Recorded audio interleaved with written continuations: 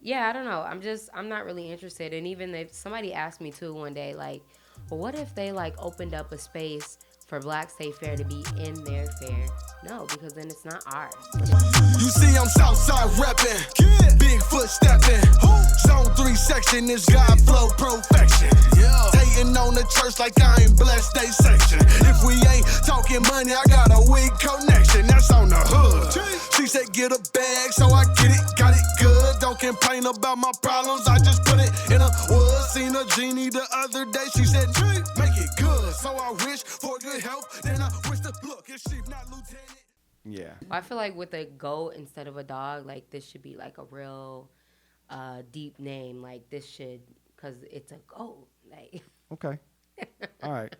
it's different. All right. I'm gonna help you. I'm gonna right. think about it. All right. That's a bet. I'll take. Yeah. I will take heed to your advice. Okay. So let's get into it. All right. Another episode of Live on Lake Street, Minnesota's #1 daily show. Don't forget it. First returning guest. First time we've had a returning guest. We got the lovely, talented. What? Can you give me some other words? Man. Amazing. Smart. Ambitious. That bitch. You know what I'm saying? All that. We got Nini from Bake Brand in the building, and so the first thing I want to tell you is, I finally got a chance to try the food. Oh, you did? Yes. Oh, I didn't even see you. I must have been gone. Yo. So what you get? The God, what was it? Stuffed turkey leg? Nope. Butter bowl? It Probably was a Mac bowl. and cheese bowl. It was. Probably the butter bowl. Yeah. So how was it? I was mad at you.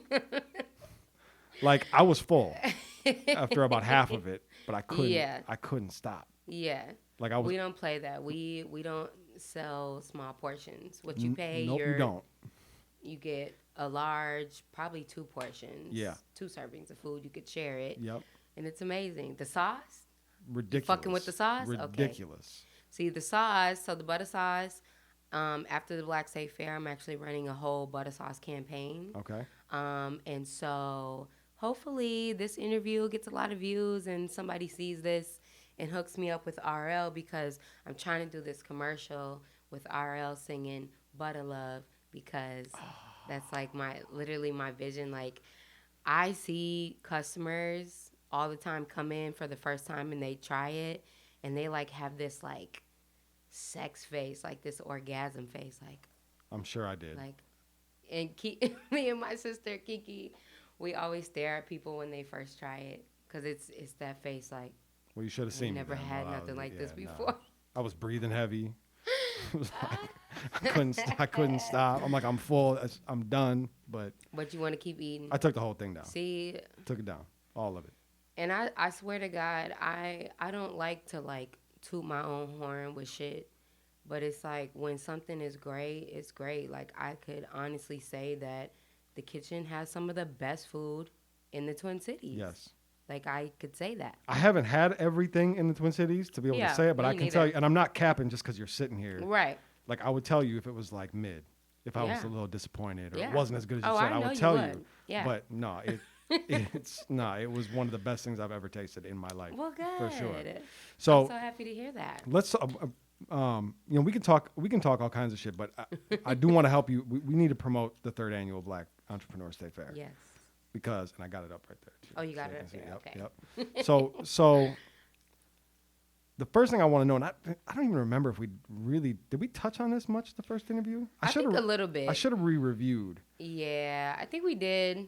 Just kind of how it started and stuff. Yeah. But yeah. And you told me that you put a lot of money in a lot of people's pockets.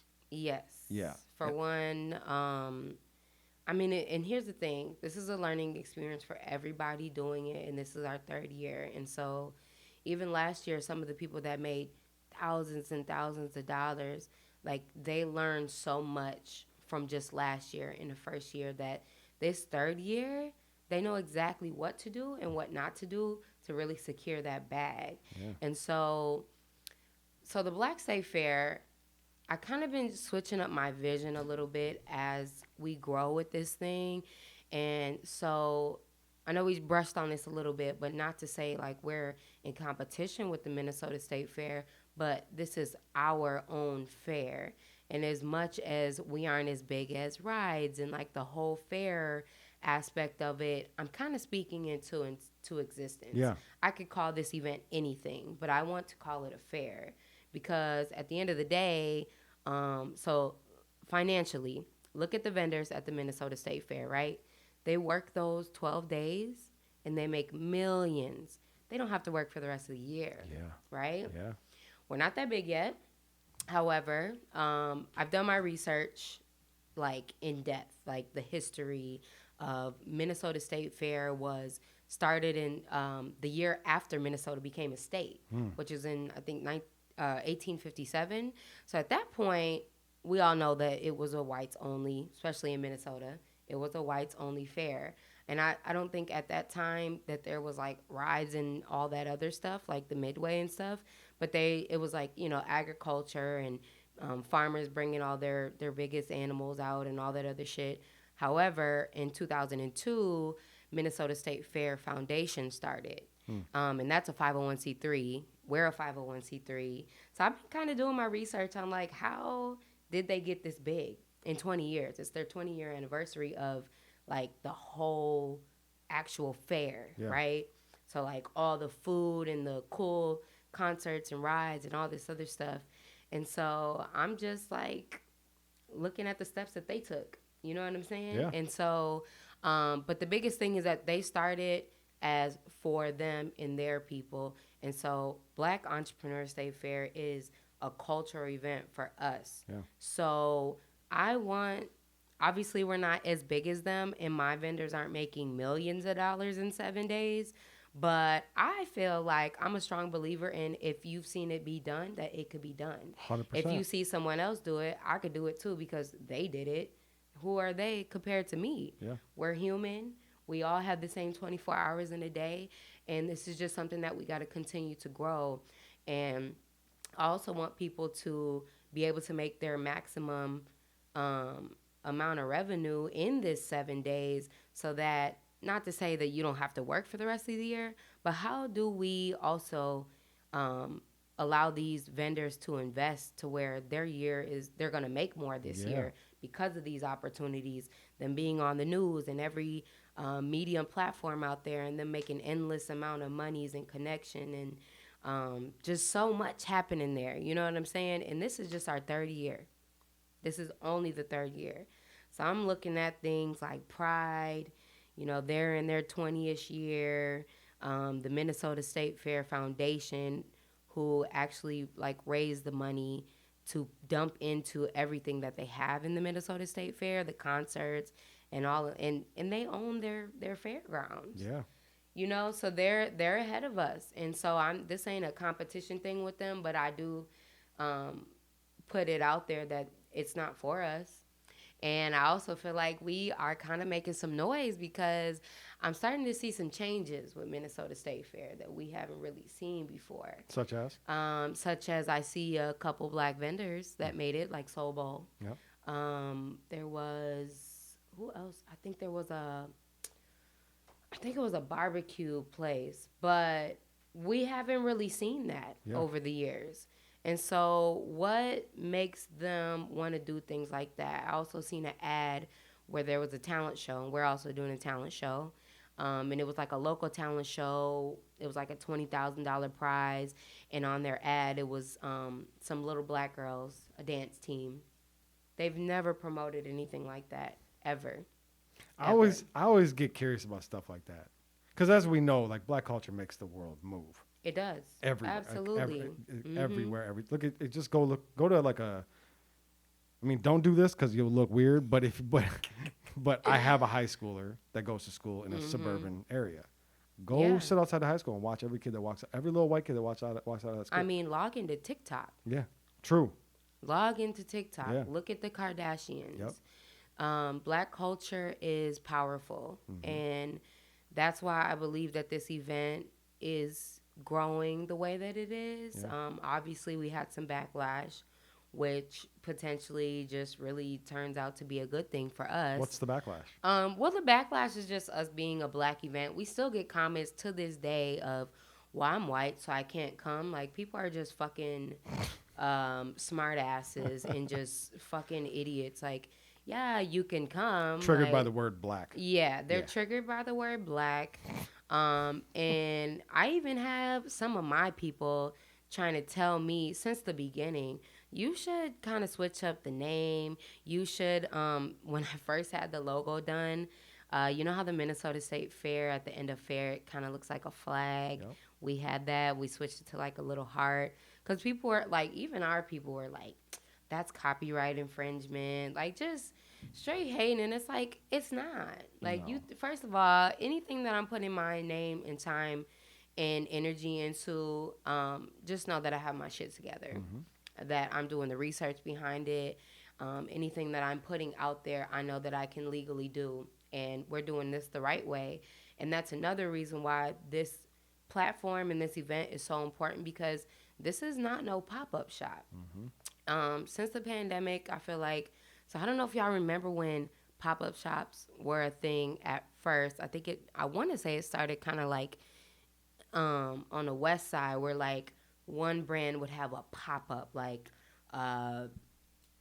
if it was like a bake brand, this is the bake brand pop-up. Well, now pop-ups are kind of like, I'm getting a spot and y'all can come sign up as vendors. And most of the time, these people are collecting vendor fees, don't even have a business. And how are you getting people to come out to this pop-up shop? And then when you do get people to come out to these pop-up shops to support these businesses that are spending their money and time, is it the same people? Are they spending money? Are they, you know what I'm saying? Like, because even me as an entrepreneur, I've done other people's pop-ups and events and stuff, and I have a candle brand, and usually when I do stuff like that, I'll bring the candle brand to sell, because doing food is just a lot, like going to people's events. And so I've had days where like I spent hella money on a fee, brought all my heavy ass candles and shit, set up my tent, and didn't make no money. What are y'all doing to promote it? You know what I'm saying? So I'm trying to set the standard on, that's what a pop-up is, and this is a big deal. Not only that, vendors have to get their shit together. If you want to participate in this, you got to have your shit together. This is not, I can invite you in, you pay a fee, and you're here. No, you need to have your entity registered with the state of Minnesota, whatever entity fits your business. You need to be insured, whatever licenses you need. Yes, if you're a food vendor, you need to have a commercial kitchen space. Yes, you're going to be checked with the health department. We're serving the public. Like, this is a big deal. And so what I love the most about this is that people that weren't serious with their business, they're getting serious, because they're like, oh, we got to get our shit together if we want to do this. You know what I'm saying? It's not just I'm coming and I'm my little side hustle, I'm making some money. No, this is a big deal. Yeah, there's too much of that. There's too much of the it's too much of it. Let's just throw something together and we'll see. Yeah. And I mean, I've done pop-ups. Me and my sister were doing the Real Girls Hustle pop-ups when we had our podcast going, and that was like for women or whatever.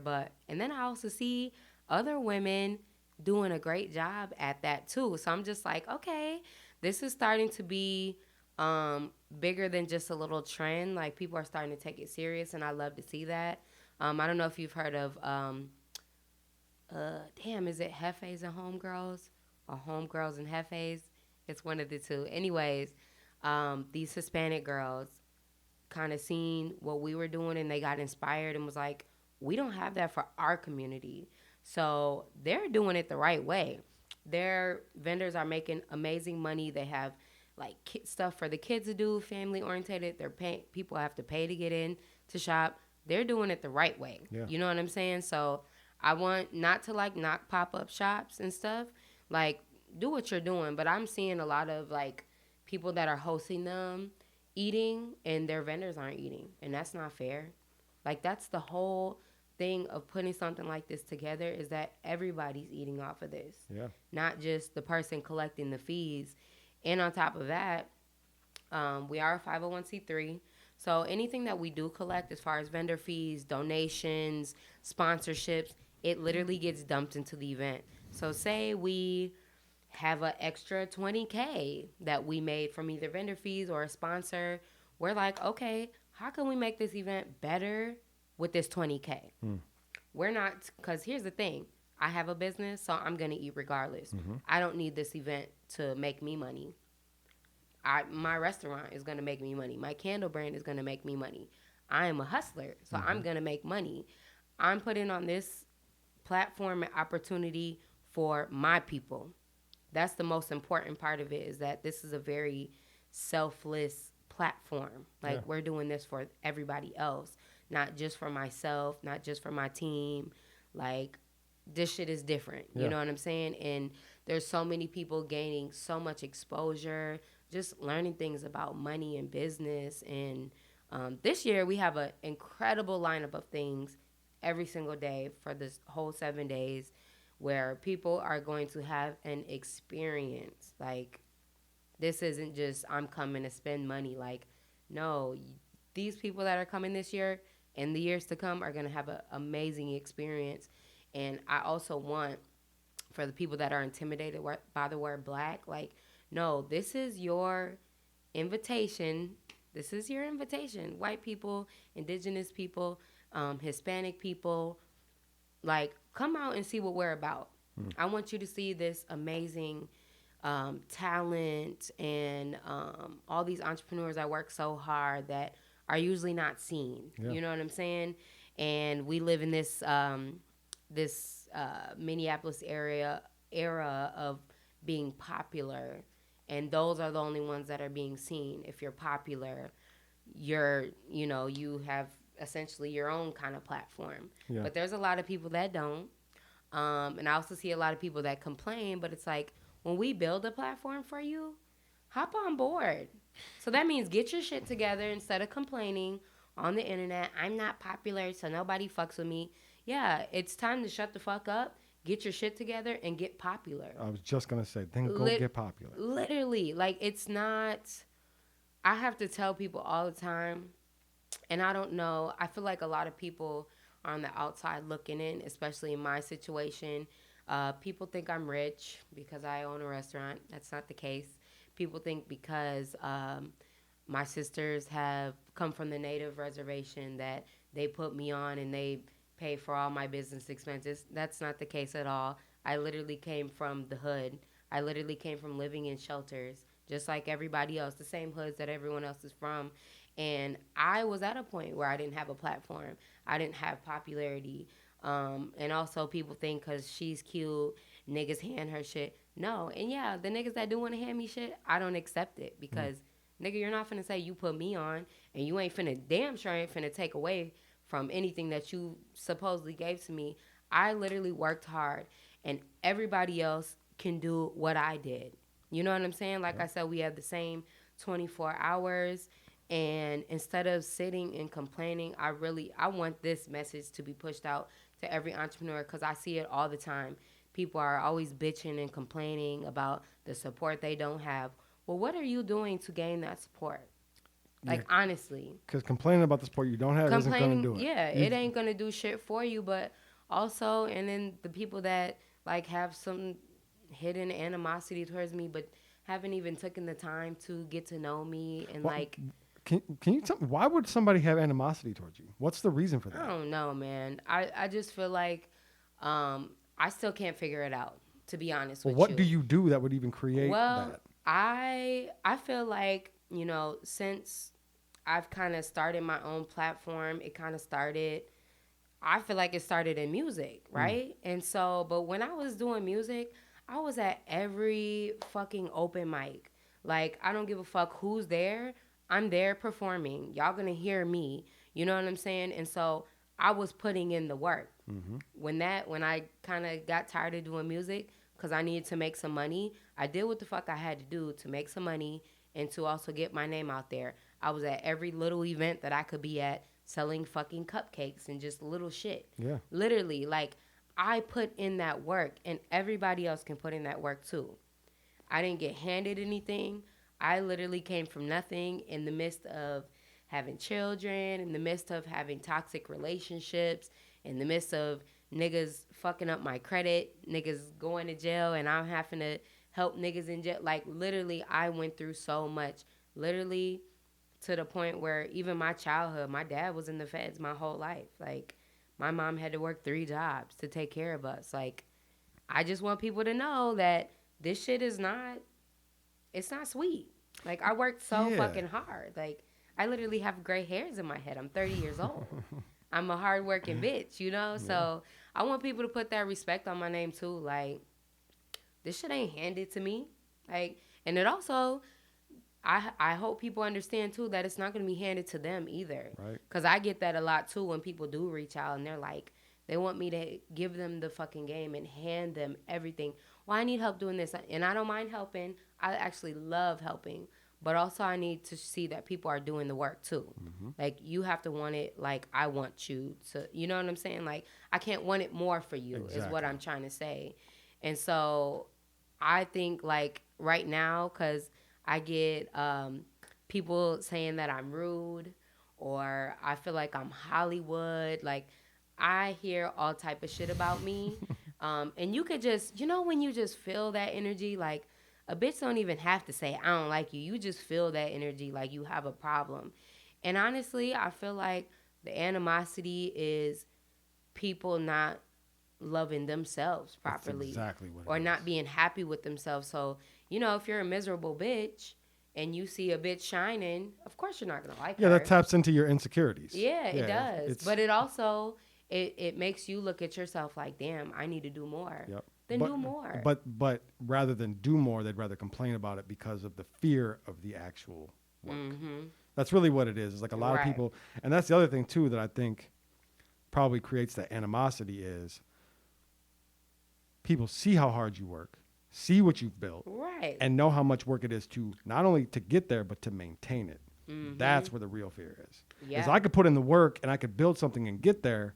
But then it's the work that comes after that. I think that's a big problem with music in Minnesota. Is artists are afraid of the work that they're going to have to do when they get to where they want to go. Yeah. Because that's the whole thing. Is like, you can get a deal, right? Go ahead, get you $1 million publishing deal or whatever. Sign to 300 or Leo Cohen or whatever. That's when the real work starts. The work is not getting to there. Yeah. The work is what comes after that. And this is the people are afraid of music. It's a long process. I'm 7 years in this shit. Mm-hmm. And I am kind of in my, like, tired stage. Like, I am tired, but I know that this is also a stage where, like, I'm almost there. Yeah. You know what I'm saying? Like, not to say that I'm on or anything like that, and I am not fucking rich. I hate when people think I'm fucking rich. I say let them think it. Niggas think they can, like, overcharge me for shit and just, like... just because you're rich. Yeah, they think I'm rich. I'm not fucking rich. People don't understand rich people mentality. Yeah, rich people don't overspend. Literally. That's why they're rich. They stay rich. They're not going to pay more because they're Literally. rich. Yeah. And when I tell you, it's just, it's a really long process, and a lot of people aren't serious about this shit either. Yeah. Like, you have to be serious about this shit. Even with music... yesterday I actually got re-inspired just looking back on my shit. Like, me and my sister, like, we are some really dope, creative-ass women. Like, literally, my sister has a clothing line and a skincare line, but she sews. Like, she makes bikinis like nobody else. Like, hand-sewn fucking bikinis. And she did this, we did this commercial together, and it was like a 90s theme inspired, and we were inspired by Tupac's I Get Around, 1993. And so I recreated the song, and just seeing that come together, me on the song, her on the visual creativeness, and the video just put, like, I was like, bitch, we ain't no bitches like us. When's that coming out? It's been out. The commercial is? It was a commercial and a music video. I'm gonna have to send it to you. Yes, please do. Yes. I need to see this. But, yeah, so I had a music video for the actual song, and then we also did a promo for her clothing line. And I was just like, you know, we're also mothers. And so we kind of put some of our stuff to the side because we have bills to pay and kids to raise. And so me kind of, like, building these businesses and feeling like I'm almost there, like inspires me to jump back into music because I really got it. Like I really could rap. I really write my own shit, and I really have a very unique, interesting voice. I feel like I kind of have what it takes in rap, but then also I'm a female rapper, so it's like it's not easy to get on unless you're fucking somebody or somebody's putting you on or you sign. And I'm not the signing type. I'm a boss. Like if anything, I told Kiki, I said we finna be the all pink female death row. Like fuck out of here. Like I'm not signing to no niggas. Hell no. Not death row though. That didn't end well. I don't care. Well, I'm the Snoop Dogg, so I'm the Snoop Dogg at Death Row. Now I own this shit. You know. Okay, fair enough. Snoop just signed Mace to death row. You hear that? I did not hear that. Yeah. But okay. Yeah. I don't know what's going on, but one thing about Snoop Dogg, that's my uncle. He don't know it yet, but that's my uncle. I feel like he's all of our uncles. Yeah, he's all of our uncle. Yeah. But Snoop Dogg is definitely a very inspiring person. Like that nigga has his hands in everything. Like he's the most famous person on the planet. Yeah, I believe that because I want to be a Snoop Dogg. And nobody dislikes him. Nobody. Right. Literally, especially, and he's a unapologetic Crip. Yeah. This nigga went on the Super Bowl. You can't wear that. Anyways, flagged up. Yep. Man, yeah. Everybody should want to be a Snoop Dogg. Seriously. Yes. Like that's the goal right there. Yep. Also like a 50 Cent, like that's somebody that I definitely idolize too in business. For sure. Music. And I feel like I can step away, build these businesses, see the success from the businesses, make sure my family's straight. And I'm not too old to jump back into music. Nah. And I feel like, low-key, I do be wanting to talk my shit, but then I be like, then they're going to hate me even more. But I don't really care. But I just feel like if I jump back into this music shit, I'm going to fuck it up. Fuck it up. Do it. I want to see it. I want to see it. So on the music side, will there be like live performances? I know you say you're having a talent show. Yes. But are you also, is there like a concert? Yeah, so we have a talent show. And I think we have like 11 people that already signed up. It's a sign-up talent show. So you can't just, and it's going to be Apollo style. So we get to boo people. We get to cheer people. And the best person is going to win a $250 cash prize. And I feel like I'm going to probably up it to $500 just because. Yeah. But, so yeah, we have that. We also have, we're going to do an open mic night. I haven't quite secured that yet because I don't know which day I want to do it. We had to switch some things around because originally we had Ashley Henderson as our main host. Mm-hmm. Well, she's got some opportunities that happened for her and she's moving. Oh. So I don't know. I'm pretty sure she did announce that because she was just saying on her live the other day that it was one of the shows that she was doing was her last show here. Mm-hmm. So I don't know what she got going on, but I ain't mad at her at all. No. That's cool. You know, if I have an opportunity and I'm moving next week, I'm moving next week. Yeah, you know. Of course. So we had to switch a few things around. So she was going to be headlining our Saturday night comedy show. It was going to be Ashley and friends. So, you know, her whole crew, they're all fucking funny as shit. So I'm trying to like just move things around now. But on the music side of things, we will have an open mic, and I'll announce that night or the day of that probably by next week. Okay. So the week before. But also Sunday, the opening day, we are going to praise God because it's Sunday and everybody after church can come, and it's our first day. So we have No Minneapolis Choir. But they're a youth choir, and they are fucking amazing. Mm-hmm. Literally, I went to their concert. Was it last year? I don't know. They had a concert. These kids my body had chills watching them. Like, so talented, amazing kids. And they just give me, like, mini, Kanye West choir? Yeah, they give me, like, little mini Sunday service vibes. Yeah. Like, they remix shit, like... They're just so dope and creative. Something about a choir. Yeah, like they are a super dope choir. So they're opening with a 45-minute concert. So that's going to be dope. And then Friday, the second to the last day, we have a concert called Fly Friday. So as a lot of people know, this is the 10-year anniversary of Fly Henderson passing. And so we wanted to do a big celebration. So I don't have everything set in stone, so I'm not going to name drop yet. I'm going to wait till I drop the flyer. People could probably start to gather some ideas. Yeah. People definitely know, Fly Henderson's legacy, who he worked with. And so my idea of this concert is all the dope people that sing and rap in the city that have done songs with him we're putting together a concert, including me. So I'll be rapping too. Dope. I have several songs with Fly, Paper Rolls. We about to get up there and have a show, and you're probably going to see me up there crying and rapping at the same time, because that was really my nigga. Like, I was just telling my sister yesterday when we was listening to music, like, Fly was really ahead of his time. Like, and we lived together. We were roommates the summer that he passed. And so just imagine how close we were. And, like, when I went solo, because me and my sister were in a group first rapping, and then I went solo. My first solo song I did in the studio with Fly, and Fly would, like, push you. Like, so you remember Drake Headlines? This was in, like, what's this, 2012, I think. Headlines would have been... Or 2011, maybe. Somewhere around that 10. time. Yeah. But 09. Anyway, so... 09. No, you're right. You're right. It was. When we remixed that song together, it was, like, our first time in the studio where, like, he pushed me as a creative person, like, no, do it like this. Like, this man had me fucking singing. I said, I'm not a fucking singer. I don't know how to sing.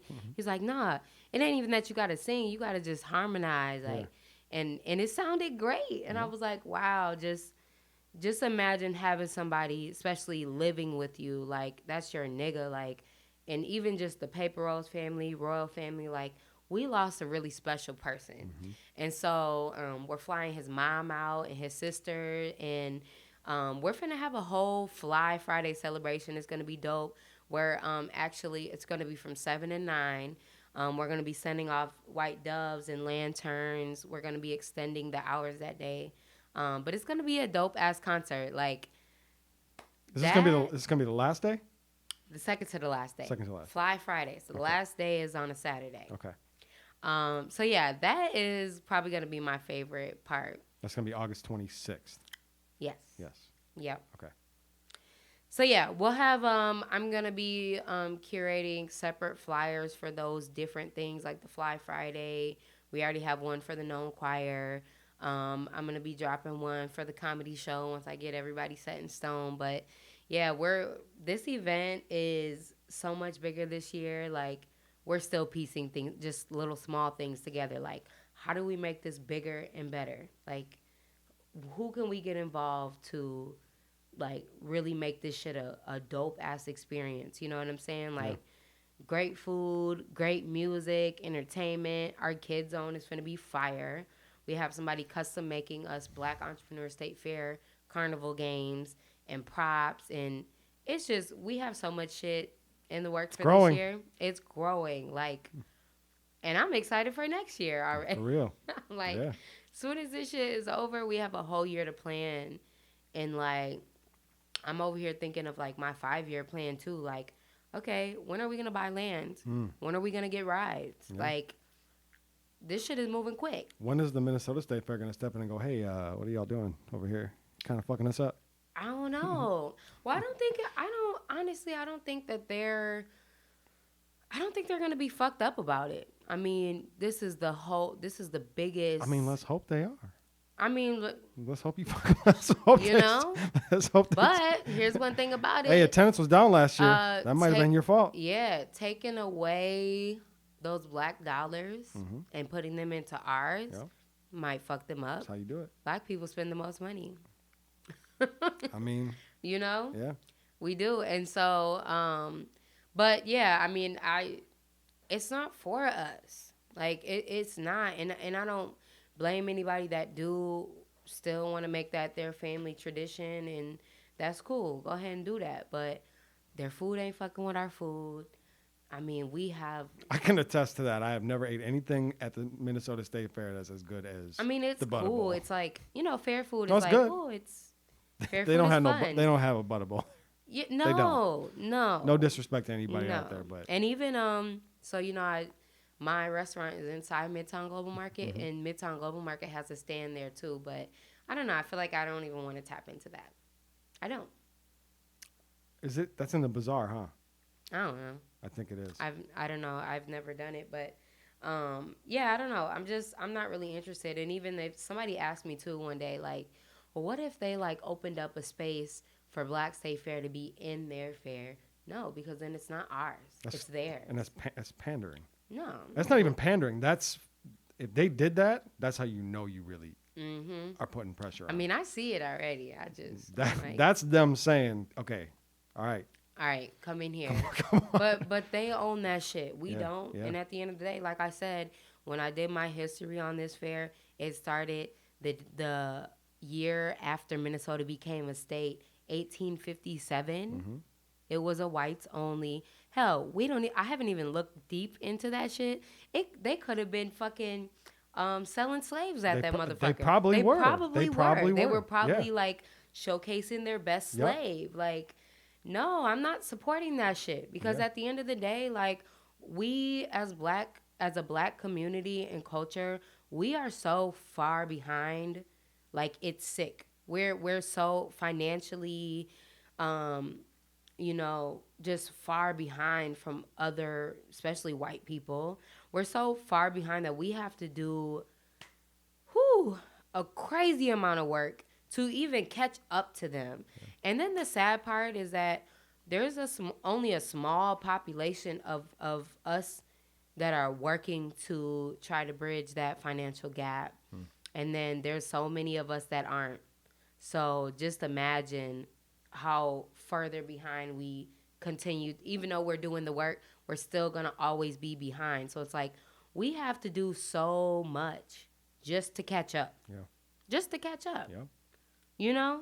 And so that's the part of it that's not acknowledged enough. Exactly. When we discuss the long-term effects of slavery and like especially people that say get over it. Of course it's still a problem. Like especially in Minnesota. And I swear white people add another 100 years every year to how long ago. Like, man, that shit was like 140 years ago. And I mean, like, this is Minnesota, so like this is still one of the biggest racist states. Like, we live in the city, so we don't see it that much.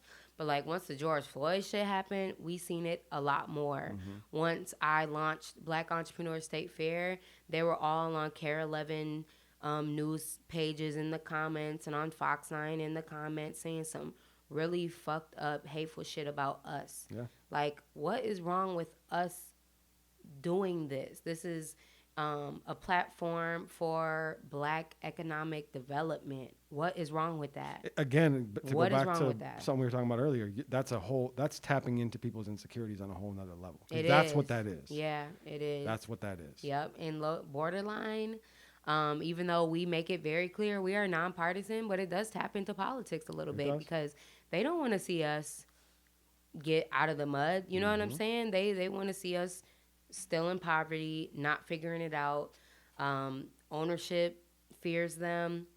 Entrepreneurship definitely fears them. You know what I'm saying? Like, they're like, oh shit, they're figuring it out. And even like the internet, like, why do you think the IRS and shit is doing what they're doing? Because Black people are funny and they're going viral and they're being monetized and we are getting money for just being ourselves, right? And all the other cultures want to be like us. Yep. All the girls want to have big asses and this clean look that's like on TikTok now, where all the little white girls are like having the clean, slick ponytail with the hoops and the lip gloss. We've been doing that shit. This is our culture. We've been doing this shit forever. And now it's like a trend for other cultures. And it's like, no, give us our credit and let us make our money behind it. Yeah. And then as soon as we do, it's, we're going to put a stop to Cash App, so you got to pay taxes for fucking sending your friend some money. Like, just ridiculous shit, like, that they're doing. And the pandemics and all this shit is targeting Black people because they see us trying to figure it out, and they're like, okay, how can we kick them down even more? You know what I'm saying? So that they can't catch up. So this is tough work. This is serious, tough work, and I definitely feel like this event is a targeted event too. They see it. I mean, the first year when we did it, and they told us because of the pandemic, we're not giving out any permits. And I said, okay, well then we're gonna pull it off as a rally because this is my freedom of speech. And they said, no, this bitch didn't. And the fucking and so I said, nah, we're doing this shit. I don't give a fuck. We're doing it. And so that's when the damn Attorney General's office contacted me. So if they see it in 2020, that was the first year before this even became as big as what it is now. And so they seen it, and so everybody sees it. Yes. And so this is a big deal. Yeah. And I'm really curious to see how this is gonna unfold. I'm like, do we keep it in Minnesota? I feel like we should. But however, I feel like this Black Entrepreneur State Fair can be in any state. Like, we can go take a fucking tour. Like, absolutely. You know, like, I feel like that's how big this is gonna be. Absolutely. So I just want people to know too that if you're on board right now, stay down until the come up, because this is gonna put so many people on, like, on a major level. You know what I'm saying? Yeah. Well, I'm excited for it. I'm gonna be there, August 21st through the 27th. Every day is 11 to 8 every day. Yep, except for Friday. The concert, Fly Friday, is till 9. Okay. But technically, I told my vendors if you want to go home at 8 to prepare for the last day, you can go ahead. But the concert will be until 9 on Friday. Okay. So 3rd annual Black Entrepreneur State Fair, 920 East Lake Street. That's the Chicago and Lake. Chicago and Lake. Yep. So that whole little, three of those parking lots by the bus station and that whole grass lot that used to be Foot Locker and shit before it burned down. We're taking over that whole space again. That's perfect. I'm excited, man, and I am gonna go to the state fair to get the goat. I am too. But that's it. I think I'm gonna go then this year. Yeah, last year, me and I my might bring the team- goat. Yeah. Can I bring the goat? Yeah, you can.